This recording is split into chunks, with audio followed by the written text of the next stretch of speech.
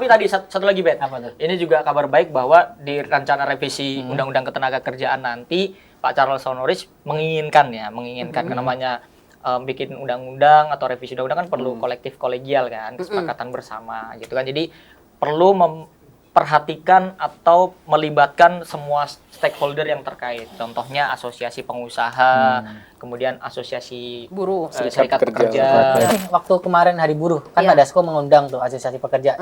Dia mengatakan bahwa semoga nih tahun ini gaji atau UMR ini bisa naik 11% kan ya. Dan beliau juga katanya sudah berkomunikasi dengan pengusaha dan tidak keberatan dengan itu. Muhammad Hekal tuh Wakil Ketua Komisi 11 tuh juga bilang sebenarnya perlunya pemerintah untuk memperbaiki lagi nih regulasi ekspor impor, terutama impor. Kenapa dukungannya supaya untuk ke industri dalam negeri, khususnya industri tekstil dan produk turunan tekstil itu atau TPT ya kita kenal. Itu TPT itu menyerap tenaga kerja itu banyak banget. Ya, makanya statementnya Bu Ketua ini juga tegas nih mengatakan bahwa tujuan reformasi kita itu bukan hanya mencari demokrasi politik dan ekonomi, tapi bagaimana demokrasi itu juga menyentuh dapur rakyat gitu. Jadi demokrasi ekonomi itu juga adalah perlindungan terhadap pekerja begitu.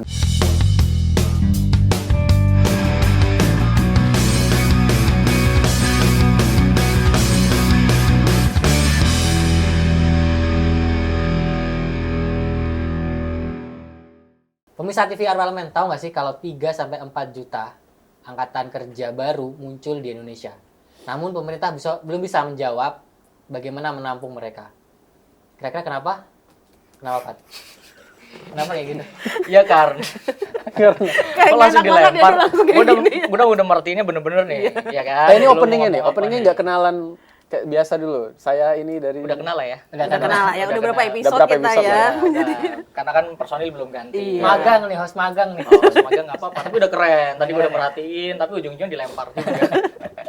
Ya tapi memang kalau misalkan teman-teman sebelum nyampe ke sini kan ya, itu kan tetap ngalamin job fair ya. Ada yang nggak pernah job fair? Enggak, gua enggak. Nggak pernah job fair? Pernah, kok aku pernah. Lulus langsung keterima kerja. Hah? Iya. Beruntung banget, luar biasa sekali. Rezekinya. Aku pernah tapi. Pernah job fair ya? Pernah job fair, pernah ngerasain gimana antriannya. Jadi waktu itu pernah ikut job fair antrian salah satu perusahaan retail besar lah. Oke. Itu antriannya ngalir gitu. Wah sama tuh sama gue, jangan-jangan. Iya, jangan-jangan sama. Pesaing nih, jangan-jangan dulu kita. Nah, pas ngantri itu ternyata ditawarin produk juga kita. Oke. Jadi kita bertanya, jadi ada kita ini job ya? fair apa konsumen? Oh, oke. Tapi sekalian jajan nggak? Ya, iya sih. Jadi kalau misalkan tadi udah disebutkan sama Agung ya bahwa betapa sulitnya mencari pekerjaan bahkan itu di era saat itu ya, apalagi di era sekarang yang apa ya? Angkatan kerjanya makin banyak. Angkatan kerjanya banyak. Bonus karena bonus demografinya gede banget. Sampai 2030 ya. Dan sekarang lapangan pekerjaan ya kita lihat Berkurang. ya berkurang.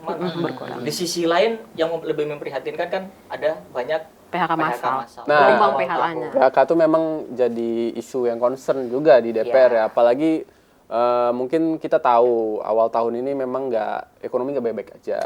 Apalagi kita Dan tahu dari mana? Tahu Sebenarnya bukan awal tahun, dari udah menjelang akhir tahun 2024 itu Benar juga sekali. sudah mulai pemerintah berasa. mengklaim bahwa ekonomi ini katanya baik-baik aja dan sebagainya. Tapi Agung dapat pertumbuhan ekonomi cuma 4,87% loh di Oke. triwulan Sesuai target 1 loh ya. 2025. Oke, Target karena- kita 5,1 apa 5,2 Iya. gitu. Iya. 4,87 kan itu sebenarnya bahwa kita bukan bermasalah atau sakit, tapi tidak dalam kondisi yang stabil. Mungkin seperti itu kali ya. Oke, berarti dapat parameternya bisa lihat dari episode-episode newsroom kemarin. Kita bahas soal isu tarif, perang tarif. Iya. Dan sekarang soal PHK. Oke. Itu dampaknya juga dari perang tarif itu mungkin juga mungkin bisa. Nah, ini makanya kita pengen diskusi nih, apalagi nih PHK ini dari awal tahun ke Januari ke Februari, kalau dari Kemenaker ada 20 ribuan. Tapi kalau sampai bulan Maret data Apindo nih 70 ribuan, karena Apindo ngambilnya data dari yang mencairkan BPJS iya, JHT-nya. peserta anggota BPJS Ketenagakerjaan yang mencairkan JHT. Jadi 70.000. ya dianggap dia sudah menyelesaikan kontrak di situ atau mungkin ada pemutusan. Belum lagi kan beberapa bulan ini kita diramein isu menjelang lebaran kan? Lebaran, ya. Sebelum Sri lebaran. Iya di Sritex, perusahaan Tekstil yang garmen besar. tekstil besar di Jawa Tengah gitu, hampir 10.000. Dan belum lagi nama-nama besar perusahaan lah. Dan salah satunya juga media. Industri media juga kena Industri tuh. TV. Nah, gimana TV Parlemen ini?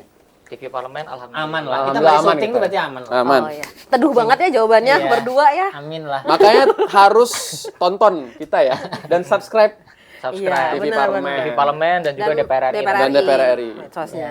Oke, lah tadi tapi ada info nggak dari teman-teman juga yang apa ya? Yang punya tahu kan gini musim PHK massal. Yang penyebabnya ini apa sih? Tahu nggak sih? Sebenarnya kan memang eksternal. Eksternal itu tidak bisa kita tolak ya, nggak bisa kita bantah bahwa eksternal itu mempengaruhi. Sekalipun mungkin persentasenya nggak terlalu besar gitu ya. Tapi ada internalnya juga. Nah, internal ini mungkin salah satu yang menjadi sorotan itu kayak Pak Didi Haryadi itu dari Komisi 11 itu dia menyoroti masalah tumpang tindih. Tumpang tindih aturan. Memang kan tumpang tindih ini kita harus akui Indonesia itu iklim regulasinya agak banyak ya, Ya, terlalu banyak. Menteri ini mengeluarkan ini, menteri ini mengeluarkan. Makanya waktu itu akhirnya DPR dan pemerintah kan sudah membuat OSS itu ya sebenarnya untuk mempersingkat Online single submission. mempersingkat investasi kita. Tapi ternyata kayaknya Ngerti juga lu, Bet. iya ya. Info aja nih. Oh, Dia hari ini episode ini infonya banyak. Oh, iya, Tadi fakta-fakta 34 juta. Udah cocok jadi host. Ngerti. Iya, jadi dengan OSS itu sebenarnya untuk memperpendek kan regulasi. Tapi ternyata memang implementasinya belum efektif, belum seperti yang diinginin pemerintah dan DPR waktu membuat OSS ini.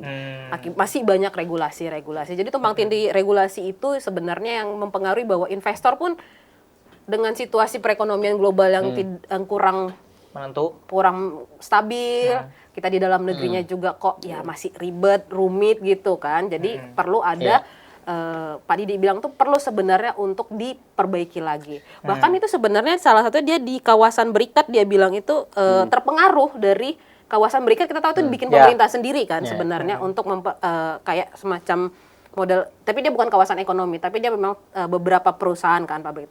Itu juga mengalami sebenarnya karena regulasi, lagi-lagi regulasi yang tumpang tindih, akhirnya mereka kena dampak juga. Salah satunya soal penjualan persentase penjualan ke domestiknya malah terpengaruh. Nah, ini kalau penjualannya mereka berkurang, dampaknya itu ujung-ujungnya ada pengurangan tenaga kerja. Gitu. Selain regulasi juga iklim investasi di Indonesia ini kurang begitu baik atau bersahabat dengan investor ya juga karena ada premanisme kan. Ini juga akhir-akhir ini digencar disuarakan oleh DPR, khususnya Bu Puan juga kemarin waktu press conference setelah bertemu dengan PM Cina kan menyampaikan bahwa ya isu premanisme harus segera dituntaskan gitu kan.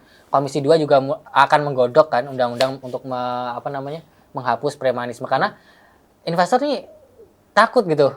Mau investasi udah dipalak dulu di awal gitu kan. Statement ketua cukup keras loh itu. Iya. Yang berbau Gimana berbau premanisme, kalau memang berbau premanisme ya ditindak tegas. Iya, tingkat tegas Iya, kan. harusnya kan. Karena itu juga kayak nambah kos yang Iya, di luar kos yang reguler yang udah mereka prediksi, tiba-tiba harus ada premanisme yang pungli kan. Ya, kalau Pak Haris Turino bilang itu ekonomi biaya tinggi. Kalau investasi di Indonesia itu kalau misalkan ada tadi dibilang Ubed ya, Ubed ya bilang dipalak Jangan sama Ubed dibilang dong.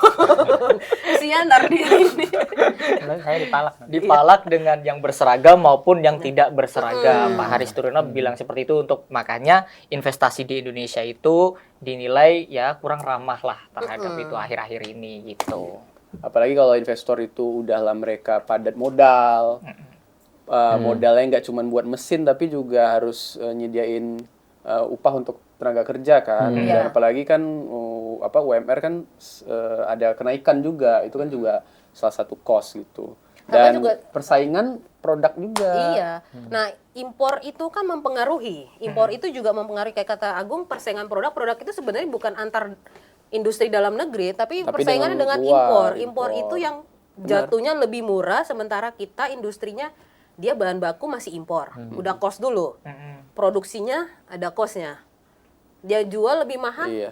Kita masyarakat dengan ekonomi yang sedang nggak stabil gini, apalagi dengan kelas menengah yang penurunnya bertambah lagi kan, penurunan kelas menengah, itu kan orang mau beli dengan barang sekalipun bagus kayaknya dengan kualitas bagus, tapi kalau harganya ya kayak berkata Ubed dengan kemeja begini ternyata ada yang buatan dalam negeri tekstil dalam, ada yang impor, Impor orang lebih beli murah juga. lebih murah di Artinya luar. harga dulu ya. Iya. Iya. Makanya kemarin kan sempet tren kayak thrifting itu.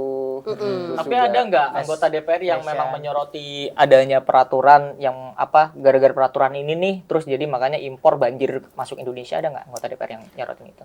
Sebenarnya banyak, tapi salah satu Pak Muhammad Hekal tuh Wakil Ketua Komisi 11 tuh juga bilang sebenarnya perlunya pemerintah untuk memperbaiki lagi nih regulasi ekspor impor, terutama impor. Kenapa dukungannya supaya untuk ke industri dalam negeri, khususnya industri tekstil dan produk turunan tekstil itu atau TPT ya kita kenal. Tuh TPT itu menyerap tenaga kerja itu banyak banget. Sritex tadi udah disampaikan Agung 10.000 itu baru satu industri tekstil. Kalau sampai ada di tiap provinsi aja ada industri TPT-nya menyerap banyak kan sebenarnya itu pasti. Nah dia bilang perlu ada perubahan revisi lagi nih kepada aturan ekspor impornya. Nah, kalau di longgar Termasuk impor bahan bakunya itu juga harus dipermudah Ya. biar kita industrinya nggak makin ngeluarin kos besar, nggak makin ngos-ngosan nih dengan kosnya semuanya. Nah, kalau yang diperketat ekspor impornya, yang main di ekspor impor juga akan kolaps dong. Berarti si malakama dong. Berarti Lebih ke impornya kan ekspor impor akan satu Oke. kita satu, tapi impornya. Kalau Impornya. ekspornya kan kita justru harus makin genjot-genjotan dong. ya Kalau ekspor impor kayaknya tipikal pedagang ya. Apa yang laku barang ini kita jual. Iya, iya. Kalau nggak laku kita cari yang lain.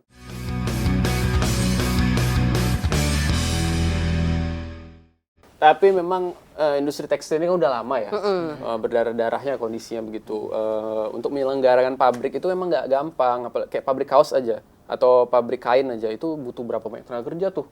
Terus juga butuh alat yang semasif apa, belum lagi energi listrik dan belum lagi bahan bakunya sendiri. Itu bahan bakunya kan impor. Impor Iya, tuh makin mahal lagi. benar. Iya. Dan kita kadang susah berkompetisi dengan produk Produk dari luar. luar gitu. Dan karena terkait global supply chain ya. Mungkin jadi kita juga bertanya-tanya apakah perlu mendiversifikasi sektor ini nggak hanya bertumpu pada sektor tekstil ini, mungkin sektor yang bisa digenjot lah ya. Kalau menggenjot sektor sebenarnya banyak ya. Kita sebenarnya UMKM itu termasuk perlu digenjot sebenarnya dengan kondisi PHK ini. Tapi lagi-lagi banyak yang mengeluhkan juga, anggota mengkritik kan soal UMKM-nya yang kurnya aja itu tersendat. Masih aja. Jadi kalau selain UMKM itu tentu memang harus membangun ekonomi industrinya kembali. Itu harus dibenahi juga. Seperti tadi, selain regulasi, kita juga harus memperbaiki soal kualitas SDM-nya. Karena kualitas SDM kita ini juga sebenarnya sering kalah bersaingnya. Apalagi dengan yang tenaga kerja yang sudah usianya di atas 40 itu kan ya Ya nggak persaingan. kebayang tuh kalau ikut job Teknologi, fair kan, dia usia 40 itu. pemahaman yang 50 berapa itu kali pemahaman teknologinya tidak seperti yang Pasti masih pakai tulisan. iya, nah itu juga masih masalah kualitas. Kenapa? Makanya perlu, kalau kata Pak Yoyo itu perlu ada pengembangan pendidikan vokasi. Vokasi ini kan nanti lebih kepada keterampilan. ya Keterampilannya bahwa mau tua mau muda itu harus dari awal sudah dapat Ya. keterampilan skill ya. Iya, pelatihan. Skill itu pendidikan. Menarik Pak Yoyo statementnya, beliau juga menyampaikan bahwa industri padat karya, misalkan Sirtek ini kalau bisa diselamatkan, ya kasihlah pemerintah ini insentif gitu. Cuman kan kemarin sekarang sudah kusut ya permasalahannya, sehingga memang pemerintah sudah bisa menolong, angkat tangan. Dan akhirnya sebelum Lebaran tuh, kemarin ada PHK massal dan Iya. Komisi 9 kemarin komit untuk membantu para mantan pegawainya untuk mendapatkan hak-haknya, karena itu penting kan. Setelah di PHK ini apa selanjutnya gitu kan, mereka kan butuh ada pesangon untuk melanjutkan hidup, terus juga mereka harus dikasih pelatihan agar skill-skill mereka bisa tetap terpakai gitu setelah di PHK. Dan Komisi 9 kemarin cukup memperjuangkan itu gitu. Tapi kan kalau misalkan ini kan dari tadi kan ngomongin tekstil ya, tekstil, garmen dan sebagainya. Tapi kan sebetulnya PHK massal ini kan nggak cuman dari sektor tekstil, bahkan tadi sudah disebutkan di awal Iya. bahkan Media. sampai ke media loh. Jadi memang ancaman PHK massal ini sebetulnya udah nggak cuman di satu sektor aja. Makanya kemarin gua ngulik terus dapat narasumber untuk datang ke program Kapan Nusantara kan Pak Charles Honoris, Wakil Ketua Komisi 9 DPR RI, itu kan bilang bahwa penyebab perlu difokuskan dulu nih penyebabnya dari PHK massal ini itu apa. Jadi penyebabnya ya tadi ada faktor internal maupun eksternal. Faktor eksternalnya ya karena ada perang tarif, kemudian juga adanya banyak konflik di negara-negara lain. Yang terbaru kan ada India, Pakistan. Terus yang internalnya sendiri kita iklim investasinya tidak ramah. Tadi misalnya yang Ubed bilang tadi ada premanisme yang mencoba mengganggu lah iklim investasi dan itu perlu diberantas seperti itu. Itu banyak hal sebenarnya untuk bisa menyelesaikan permasalahan PHK massal ya menurut gue ya harus dicari tahu penyebabnya dulu nih. Akarnya sebenarnya. Akarnya dulu. Kalau misalkan akarnya udah tahu ya udah tinggal komitmen menindak. Mau tindak apa enggak gitu. Tapi kalau akarnya dari lu sendiri apanya? di dalam apa fokus di dalam dulu apa? Ya dua-duanya. Pak Charles Honoris bilang memang memang PHK massal ini adalah sebuah fenomena dan dia mengakui bahwa Indonesia saat ini memang sedang perekonomiannya sedang tidak baik-baik saja. Kan yang Bu Sri Mulyani bilang ya, dan itu Pak Charles Honoris juga bilang bahwa Bu Sri Mulyani menurunkan target pertumbuhan ekonomi. Atau realisasi pertumbuhan ekonomi di 2026 jadi 4,7, sedangkan di tahun ini aja 5,1. Berarti ada apa nih? Ya kan sekarang kalau misalnya dipikir-pikir, tadinya PD 5,1%, tiba-tiba turun jadi 4,7%. Ya kan di tahun depan. Berarti kan di situ bahwa sedang tidak pede atau seperti apa, atau misalkan tetap lebih realistis mungkin. Lebih realistis. Mantap juga. Tumben, karena kan selalu kan dari kemarin kan dari awal dari akhir-akhir ini kan kalau misalkan dibilang ekonomi Indonesia terlalu pede dan bilang enggak kok baik-baik aja, sedangkan banyak Indonesia gelap, kabur aja dulu. Kan udah ada capaian di triwulan 1 yang seperti gue bilang tadi, 4,87. Ya, setoran pajak anjlok, ya kan, jadi defisit. Berkaca dari situ mungkin, Pak. Nanti lihat lagi di triwulan 2, masih ada triwulan 3, tapi kan kita nggak tahu. Siapa tahu nanti triwulan keempat, tiba-tiba kita 5,5 melesat. Tiba-tiba 6 juta, 8 Amin. Gitu. Amin. Ya. Jadi lebih realistis dulu untuk saat ini. Tapi tadi menarik statement Pak Hekal itu bilang bahwa memang pemerintah tuh sebenarnya perlu nih berfokus untuk solusi ya. Kalau tadi statement Pak Hekal tuh bagus. Fokus pemerintah saat ini untuk jangka pendeknya nih fokus pada industri-industri padat karya. Karena misalkan padat karya itu adalah salah satu solusi yang dapat menyerap puluhan ribu tenaga kerja ya kan. Sedangkan kan angkatan kerja baru tiap tahun kan lulus kuliah, Bet. Ya, Bet. Ya kan, Bet? Adik-adikku juga lulus. Siap senior. Pak Andreas Dan itu kan nggak gampang sebenarnya. Iya. Jadi memang tugas DPR ya itu mengawal itu dan mendorong pemerintah untuk mempunyai perhatian lebih lah ke sektor industri padat karya itu. Jadi bukan sekedar garmen sih. Padat karya itu banyak lah yang melibatkan itu. Bisa juga mungkin infrastruktur, otomotif dan turunannya. Terus juga kita kan punya potensi nikel katanya kan. Baterai ya. Bisa baterai Untuk baterai mobil listrik, kendaraan listrik. Tapi juga kan itu kembali investasi. Iya. Investasi juga harus didukung dengan iklim di dalam negerinya. Ini makanya statementnya Bu Ketua ini juga tegas sih mengatakan bahwa tujuan reformasi kita itu bukan hanya mencari demokrasi politik dan ekonomi, tapi bagaimana demokrasi itu juga menyentuh dapur rakyat gitu. Jadi demokrasi ekonomi itu juga adalah perlindungan terhadap pekerja begitu. Dan statement dia yang kuat nih ya, nih aku kuat nih. Dan negara tidak boleh lagi menjadi penonton ketika rakyatnya terpuruk kehilangan pekerjaan. Kerja bersama dibutuhkan untuk memastikan adanya kebijakan konkret untuk menyelamatkan tenaga kerja Indonesia. Kebijakan konkret berarti regulasi soal ketenaga kerjaannya. Nah, kira-kira akan ada revisi nggak nih? Yang terakhir kan itu cipta kerjanya di beberapa pasal, beberapa pasal itu digugurkan ya.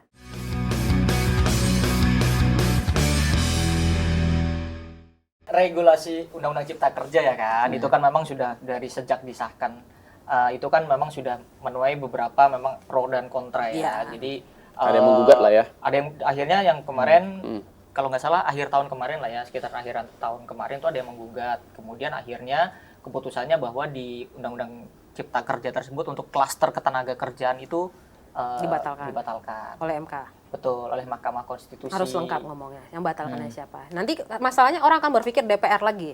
Oh iya, betul. Udah dibatalkan oleh Mahkamah Konstitusi. Akhirnya masa tenaga kerja kembali betul, sekarang itu menggunakan Undang-Undang Ketenagakerjaan yang lama, ya kan? Jadi sekarang banyak masyarakat yang ter-PHK itu menggunakan Undang-Undang Ketenagakerjaan yang lama gitu. Nah, cuman ini ada juga kabar baik, Pak Charles Honoris lagi ini Wakil Ketua Komisi 9 bilang kalau katanya DPR ini sedang merencanakan untuk melakukan revisi terhadap Undang-Undang Ketenagakerjaan. Berarti inisiatif DPR? Yes.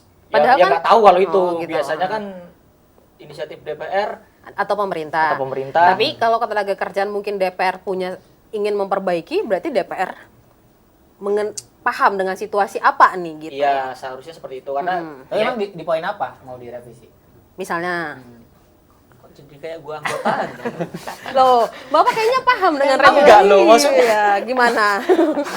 Maksudnya kan ini ada rencana dulu, bahwa Undang-Undang Ketenagakerjaan ini akan direvisi, rencana, Iya. tapi bukan merevisi Undang-Undang Cipta Kerjanya. Ya enggak. Ya kan? Jadi berarti revisi Undang-Undang Ketenagakerjaannya. Supaya Itu lebih juga- mengakomodir Betul. kondisi saat ini. Sekarang dipikir, misalkan Sebentar, gue pikir. Udah, lanjut. Iya. Coba sekarang dipikir. Misalkan Pikir lagi. ini kan Undang-Undang Ketenagakerjaan kan udah cukup lama, ya kan? Iya. Ya kan? Iya. Nah, kalau misalkan yang ter-PHK ini mungkin masih dengan Undang-Undang Ketenagakerjaan, siapa tahu ada benefit-benefit yang sebetulnya di Undang-Undang Ketenagakerjaan Yang lama belum yang lama belum terupdate, misalkan berapa besarannya dan sebagainya kan mungkin masih kecil karena undang-undangnya masih lama kan. Iya. Kalau diupdate lagi kan perlindungan terhadap tenaga kerjanya kan akan lebih oke, akan lebih terlindungi. Tapi biasanya kan kalau Tenaga memang kerja DPR mengajukan suatu inisiatif dari DPR lah, misalnya DPR menginisiatif itu kan lebih karena DPR memahamin undang-undang lama ini belum mengakomodir kondisi yang terjadi saat ini. DPR kan kalau kayak kata Pak Ridwan Bae itu DPR ini punya banyak mata dan telinga gitu. Jadi suara rakyat itu dari pasti sebenarnya apa yang DPR tahu pemerintah nggak dengar, DPR dengar itu sebenarnya yang terkadang masuk ke untuk jadi pertimbangan DPR kenapa harus merevisi undang-undang. Mungkin tenaga kerja itu juga begitu. Ada nih poin-poin yang DPR udah paham belum terakomodir. Tapi tadi satu lagi Bet, Apa tuh? ini juga kabar baik bahwa di rencana revisi Undang-Undang Ketenagakerjaan nanti Pak Charles Honoris menginginkan namanya bikin undang-undang atau revisi undang-undang kan perlu kolektif kolegial kan, kesepakatan bersama gitu kan. Jadi perlu memperhatikan atau melibatkan semua stakeholder yang terkait. Contohnya asosiasi pengusaha, kemudian asosiasi Buruh. Serikat Pekerja. dan pemerintah dan DPR itu harus semuanya duduk bareng, kemudian kira-kira regulasi seperti apa yang bisa mengakomodir semuanya. Karena yang paling susah kan mengakomodir kepentingan pengusaha dan juga tenaga kerja ya kan. Yang bekerja Yang dan pemberi sering- kerja. Yang sering berbenturan. Benar. Sekarang ngomongin masalah kenaikan UMR aja. Iya, itu bisa. Pengusaha sama kerja Ada tuh. Pemda. Tapi ada yang menarik nih, waktu kemarin Hari Buruh, kan Iya. Dasko mengundang tuh asosiasi pekerja Iya. di Stakaloka. Beliau Ini dia. mengatakan bahwa semoga nih tahun ini gaji atau UMR ini bisa naik 11% kan ya. Dan beliau juga katanya sudah berkomunikasi dengan pengusaha dan tidak keberatan dengan itu dan semoga itu benar-benar terrealisasi gitu. Karena disampaikan di depan para buruh gitu waktu Hari Buruh. Dan gaji kita mungkin naik ya 11% ya. Ya semoga kita kecipratan. Amin. Berarti kita juga harus mendoakan ekonomi dalam negeri itu Ya, itu Indonesia ya. yang harus Itu yang stabil penting. dulu itu yang penting. Kalau ekonomi kita stabil, mungkin kita bisa investor akan lebih tertarik kan. Ya. Karena pemerintah juga tetap menggenjotkan infrastruktur pembangunan untuk prasarananya investasi itu juga lagi tetap berjalan kan. Karena selain itu juga menyerap tenaga kerja sebenarnya. Nah, Pak Dasko sendiri sih menyampaikan bahwa akan mengenjot konsumsi dalam negeri. Karena kalau konsumsi dalam negeri naik, Iya. industri bergeliat, ya pasti pengusaha kan akan mendapatkan untung. Nah, dari situlah bisa meningkatkan gaji atau UMR Iya. dari buruh. Itu Sebenarnya sih. kayak saling berkaitan aja. Ini naik, ini konsumsi, gaji. Kalau ada putus satu, ya udah putus aja semuanya. Ujung-ujungnya PHK-nya akan terjadi sebenarnya. Iya, karena memang yang sebetulnya paling perlu diselamatkan yaitu adalah ya satu memang korban PHK itu sendiri dan juga para tenaga-tenaga kerja baru yang perlu karena kalau misalkan banyak lapangan pekerjaan itu di sektor formal itu pendapatan negara akan meningkat. Otomatis setoran pajaknya Dari PPH. iya dong, ada dong. Kalau misalkan kebanyakan orang atau tenaga kerja baru ini bekerja di sektor informal, impact-nya kepada negara mungkin Tetap ada, tetap tapi ada tapi mungkin kurang apa ya namanya? menggenjotnya harus lebih Ya, maksud ini, lebih gitu. perlu effort kan sebenarnya Ya. karena dia membayarnya berdasarkan omset dia kan. Omsetnya kan pasti naik turun. Sementara kalau pekerja formal yang perusahaan, pabrik udah ketahuan gaji segini. Jelas terdata ya, Iya. potongannya berapa, BPJS-nya berapa. BPJS lu aman kan, Ben? aman. Tapi Agung dari tadi diam aja, mungkin ada yang mau disampaikan gue. Tuh. Berpikir kayaknya soal Komisi tenaga 7 kerja ada ini. nggak Komisi 7 perindustriannya? Sudah berapa ya rekening di BPJS Ketenagakerjaan saya ya? Ya itu. Enggak sih. berniat resign dan mencairkan? Enggak Oh, kan? enggak sih, masih senang. Jangan menambah jumlah pencari kerja lagi, Go. Tidak. Sadar diri juga Jangan sih. jadi beban pemerintah. Iya, gitu. Apalagi sekarang sulit kan, apalagi di usia-usia kayak kita. Kayak kita. Harus paham teknologi loh. Udah bisa bersaing dengan yang Gen Z dengan teknologi. Kalau mau bet susah sih Iya, itu. sayangnya. Dia Enggak, kayaknya kita nggak bersaing kan? Kolaborasi. kolaborasi tadi, maksud kolaborasi saya. tadi. Karena inti dari mengevaluasi industri dalam negeri itu ya sebenarnya kolaborasi. Betul. Persaingan Oke, persaingan, ya. tapi persaingan sehat. Iya. Oke, quote of the day pokoknya. Kolaborasi penting. Sinergi. Ya, sinergi. Oke, seperti itu pemirsa TVR Parlemen, diskusi kita hari ini mengenai PHK yang memang akan menjadi concern pemerintah dan kita akan DPR. terus lihat bagaimana DPR concern juga terhadap isu Dan ini gitu kan, menyuarakannya. menyuarakan Membela. aspirasi-aspirasi dari para buruh dan juga masyarakat. Dan jangan lupa terus juga pantau kinerja DPR RI di media sosial DPR RI, di Instagram di @dpr_ri, di Facebook, Twitter, YouTube juga ada, terus pantau di sana.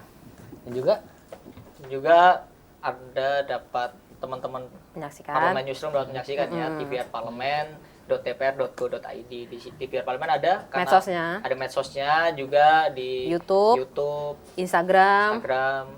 X atau X, Twitter, Twitter, dan juga di Facebook. TVR Parlemen. Ya. TVR_Parlemen. Ya, terus update terkait dengan bagaimana suara DPR RI ini menyuarakan terkait PHK massal atau isu-isu apapun yang tentunya dekat dengan pemirsa nih di TVR Parlemen dan juga tadi DPR. Dan juga ada media cetak dan media sosial. Iya, Media masih cetak. terpana sama Ubed jadi host, keren banget. Iya. Boleh dicoba lagi ya. Mungkin Next boleh coba episode. lagi ya. Ya pokoknya magang sekali aja. Berlanjut. berita-berita terkini dan terbaru terupdate itu ada di website dpr.go.id gitu. Di situ juga kita punya buletin sama majalah versi digital. Oke, cukup ya kayaknya. Cukup Oke, ya. cukup. Sampai jumpa di episode Newsroom selanjutnya.